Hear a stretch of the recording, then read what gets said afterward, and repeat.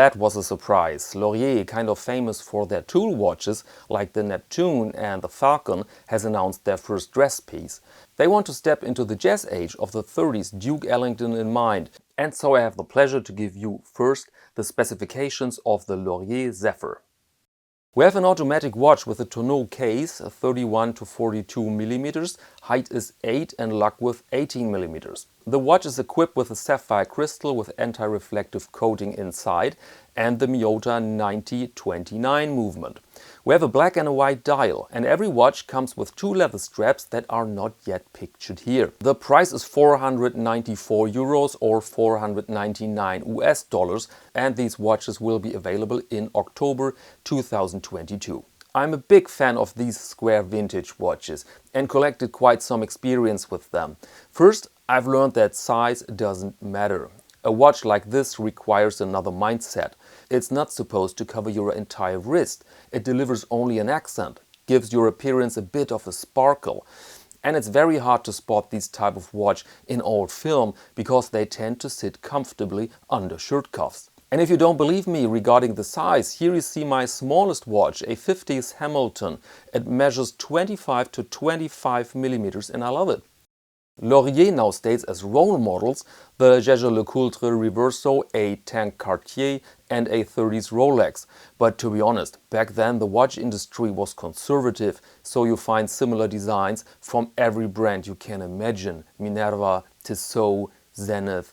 And lately we've seen a lot of reissues and many of them were outstandingly well made. So let's stop name dropping here, let's examine the dial, first the white one.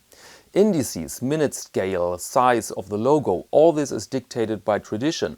So I will not tell you if I like it or not, my opinion here is not relevant. But regarding the dial color, I have a small piece of criticism. On these early images here, it appears as real white. Imagine now more of a cream color or champagne. Would add so much in my humble opinion, especially with that lovely guilloche pattern. The black dial is color-wise more convincing. We have this luxurious and somewhat shady ensemble of copper and black, very nice. Note how the copper matches the skin tone of the model. A model, by the way, with a very small wrist, indicated with 6 inches, so normally the watch doesn't appear that big. We see these dial colors now through a sapphire, which is historically of course incorrect. But let's be fair, when the coating works then this is a very handy option, hassle-free. Now to the case, also very classy with a lot of historic examples. I love that they stick to the historic crown form, which was almost a little wheel. And excellent length of the lugs. See that? The strap fits in there perfectly, no big gap between leather and case is visible. The case back is normally blank, but you can customize it with an engraving.